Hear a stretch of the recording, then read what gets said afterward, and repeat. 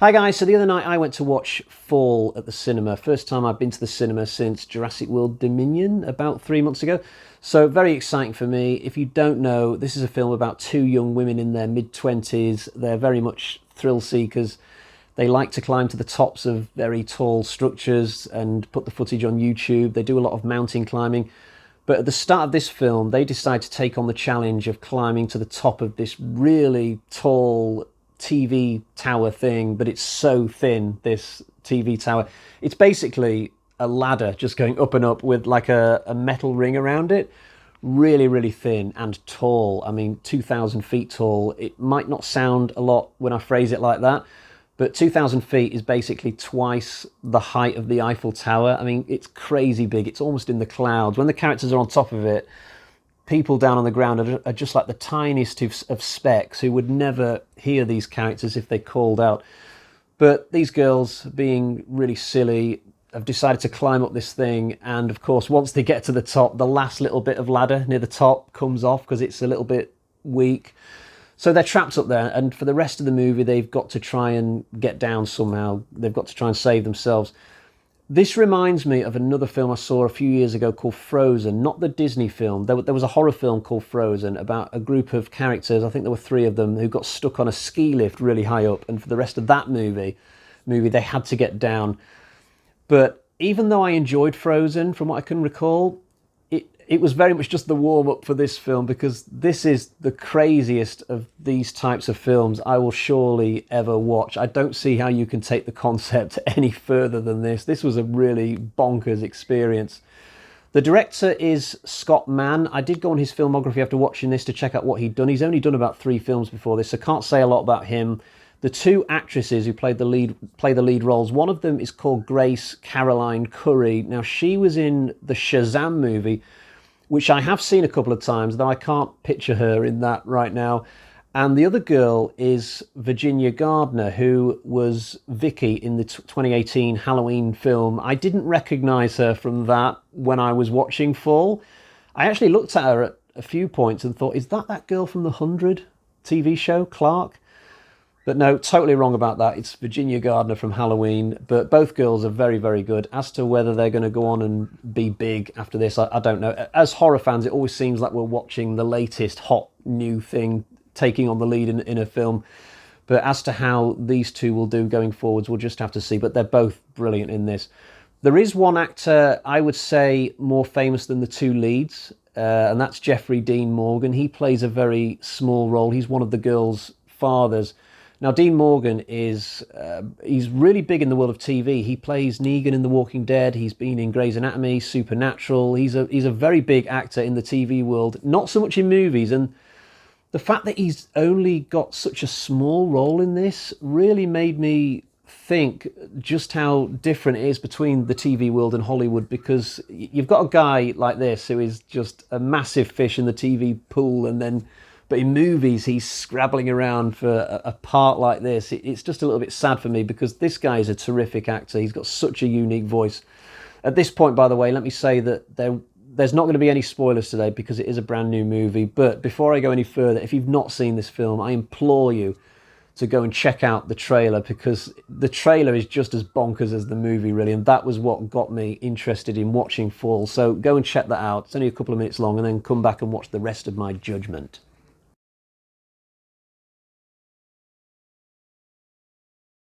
Did I happen to mention that this film is awesome?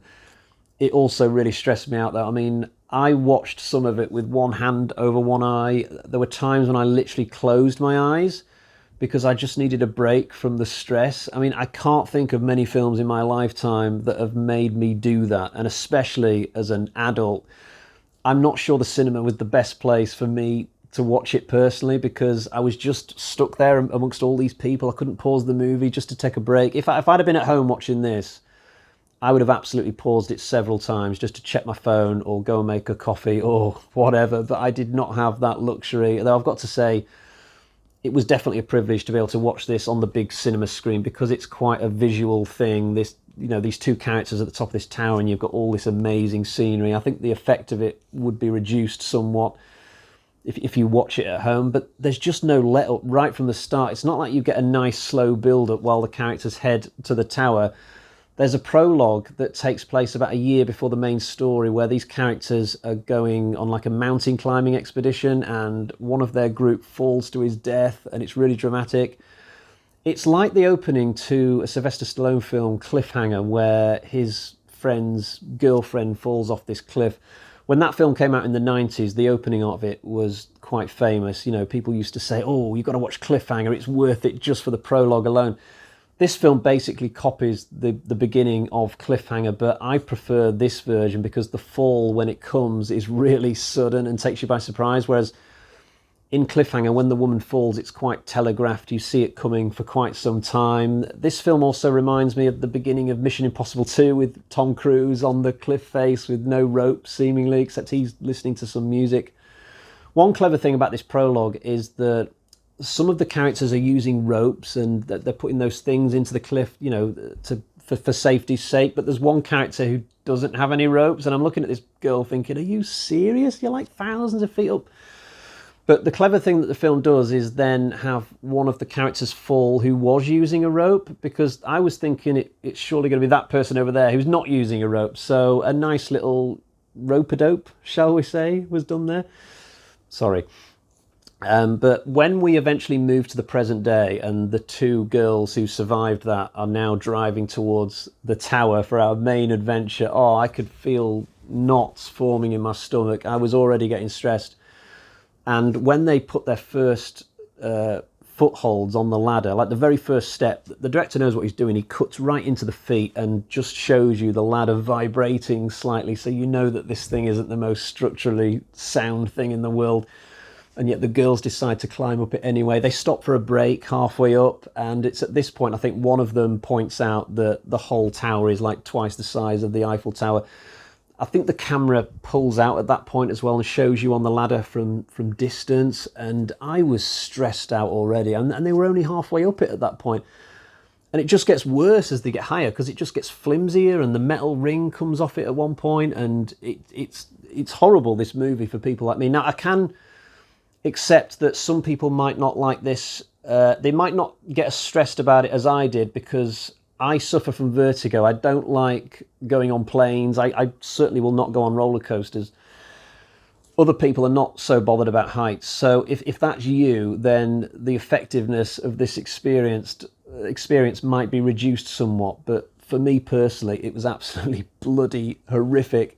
And it genuinely feels like they're on the top of this tower. Like, you can't tell where the green screen starts and ends. I was looking at times, and no, it just looks like they're on the top of this bloody thing in the middle of the desert. Now, I did watch one review on YouTube where this guy says that he could spot the cracks in the digital effects, but I couldn't personally. The only clue that I did notice that they might be in a studio is just the fact that there's maybe not as much wind as there should be. Whenever I have been quite high up for whatever reason, I've always noticed that the wind gets swirlier, it's blowing a gale, but there's not really that at the top of this TV tower. There's like a very light breeze, and that's it. Although I don't know what the climate is like in this particular part of California. Maybe it is just genuinely quite calm, even if you go high up. But even if it's not, I get why they didn't want to have a big breeze, a big gale blowing at the top of this tower, because otherwise, how are you going to hear the dialogue? I mean, these girls are up there for, you know, a hell of a long time throughout this movie, and it probably wouldn't have been the best experience if, you know, they're constantly going, so what do you think we're going to do then? And even if the other girl's like 2 feet from the rest of her face, that wouldn't have been good.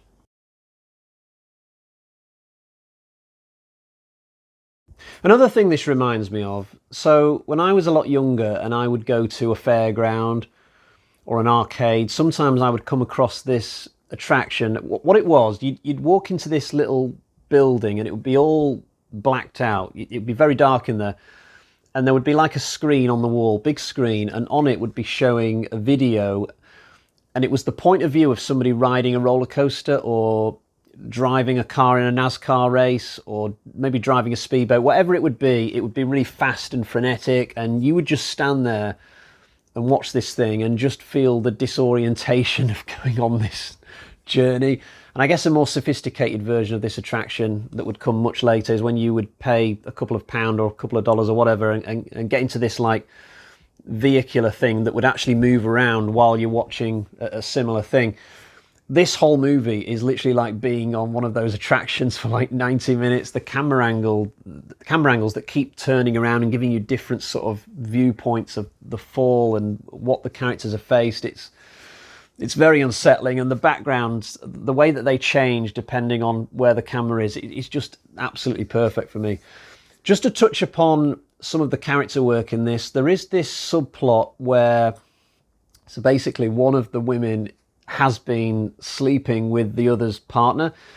Now, this isn't a spoiler because it's hinted very, very early on in the movie that this is happening or has happened. It just so happens the other girl is very slow on the uptake. She doesn't quite get to see the clues like we do for quite a long time. So this situation is potentially going to bubble over while these two girls are at the top of this tower. It's not what they need with everything else going on. So it's kind of a copied subplot from the film The Descent, if you've ever seen that.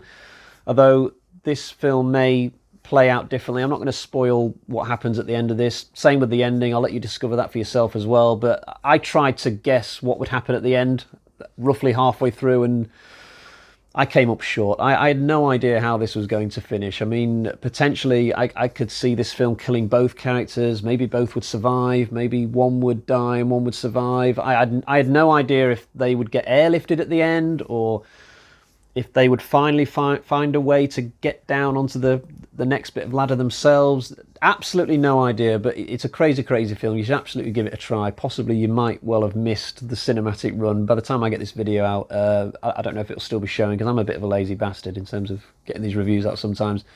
But I absolutely really enjoyed this film. But I implore you, I beg you, not to spoil it for yourself by looking up the plot before you watch the movie, because half of this film is the not knowing who's going to fall at any point. If you take that out of the equation, I'm not sure this film will be as good, which is why, even though I'm probably going to give this a good score today, I'm not sure if I want to buy it and add it to my collection. I'll have to see about that. I think I'm going to try watching it a second time at home eventually, but knowing obviously everything that happened, and we'll see how good the movie is for me then.